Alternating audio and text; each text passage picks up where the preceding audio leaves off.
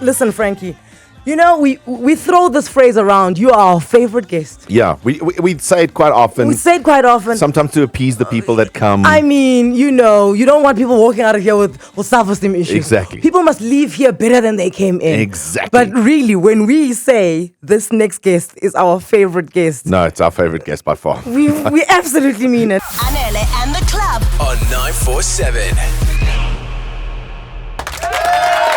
Prof. Anita from Harvard Business School. She teaches the business of media, sports, and entertainment is in the building. Prof. Anita, welcome back. Thank you. It's so great to be back. Why would you be here during the Olympics? Aren't you like glued to your TV at the moment? I mean, you guys are my favorite athletes. I need to see you as much as I can. Stop it. I know. Oh You my can't word. flatter Anele like that. And you know what? It's funny because last time we interviewed her, Cindy made a point that we forget that sports is actually entertainment. Yeah. Right? And entertainment is sports. So when we say to you that we are supreme athletes, please believe us. So by definition, because we do entertainment, we are athletes. Yeah, dude, there's studies on it. I think it's the other way around. I think athletes become entertainment. I think that's the conversation. I think you're right. Yeah, that might not be how it works, Anele. I think you're wrong there.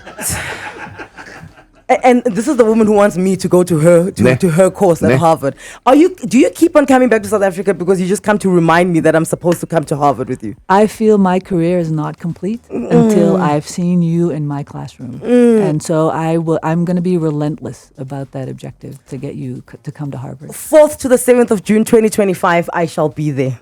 Excellent. Excellent. I have diarized it. I'll see you 2025 in Harvard. But right now, in the last year, something has shook the world in terms of the sports world. And this news came out. And as soon as it was announced, I thought of you immediately. And something that you and I discussed in the last interview that we did with you. Do you find companies want you to replicate a leader? Because, for instance, sooner or later, Toto is going to leave Petronas. He's going to leave Mercedes-Benz, right? Much like Lewis Hamilton is going to. This guy is going to leave. We need a succession plan. Can you help us clone this person or clone something that they did right? Yeah, that happens a lot. But this notion of cloning someone is not the right way of looking at it, right? Everyone has their own unique strengths. And so you have to build a structure around that person to make them more likely to succeed. There we go. Right, and then? And then Lewis Hamilton leaves Mercedes-Benz. He's on his way to Ferrari. When that news broke, I've got two questions. One, did you know it was going to happen because you're in the know like that? And B, what was your immediate thought?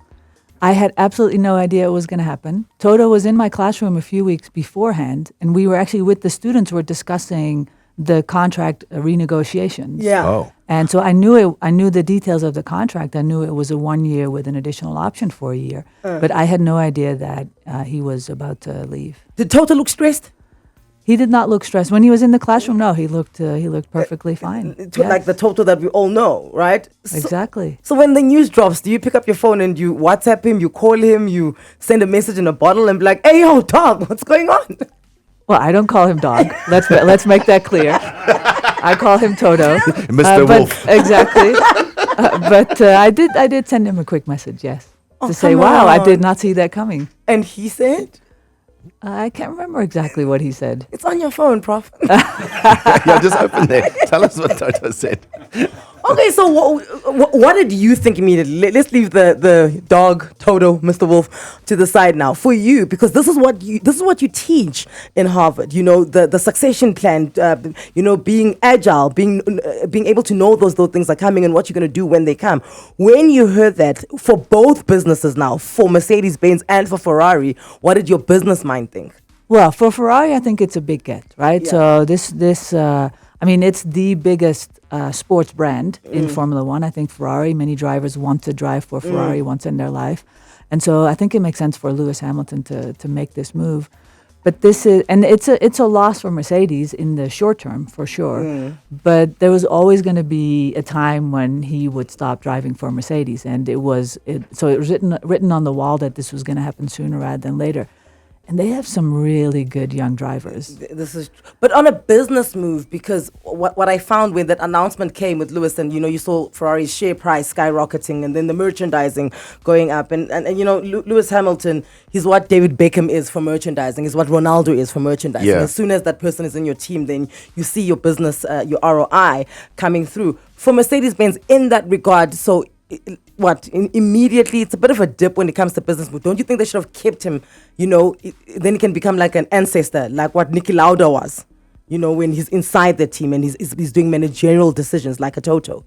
I mean, I think they wanted to keep him. I don't think anyone had the desire for Lewis Hamilton to leave, but Lewis Hamilton had a desire to leave, and then at some point you have to say, okay, your contract says you can decide to go now, so if you want to go, you can go. But you can't force people to stay. We've been in your class and we've done a few of your case studies. We spent 2 days with Prof. Doing the case studies. Typically, how long does it take you to do a case study that you present at Harvard Business School and around the world? To develop the case study itself? Usually, I'd say 2 to 3 months in total is the process.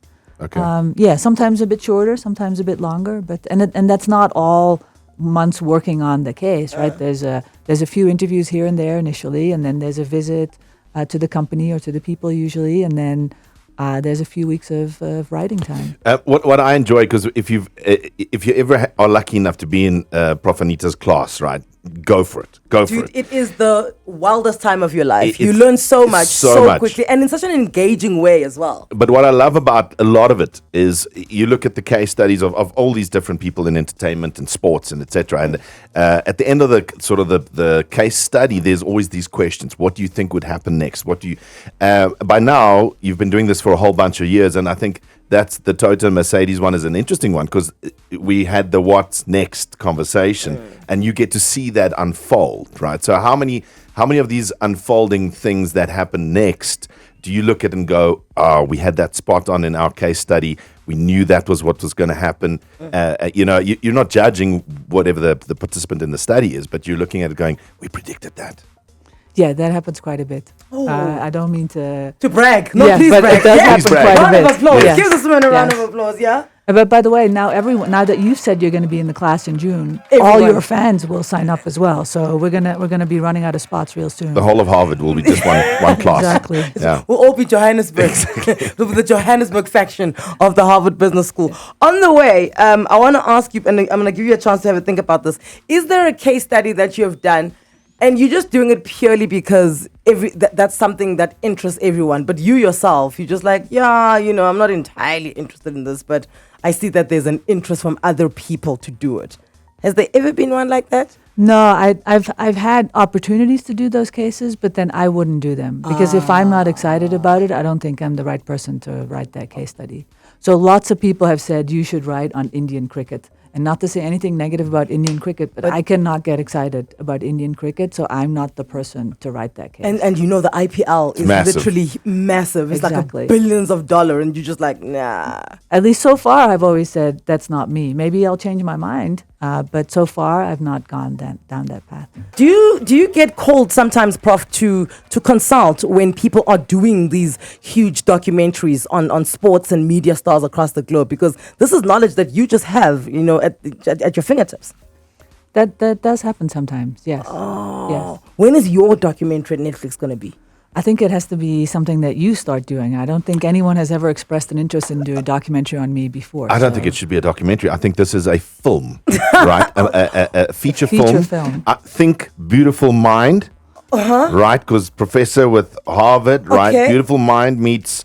what is that Serena Williams movie? King Richard? Yeah, so that. We merge these two together. That's the movie we're making.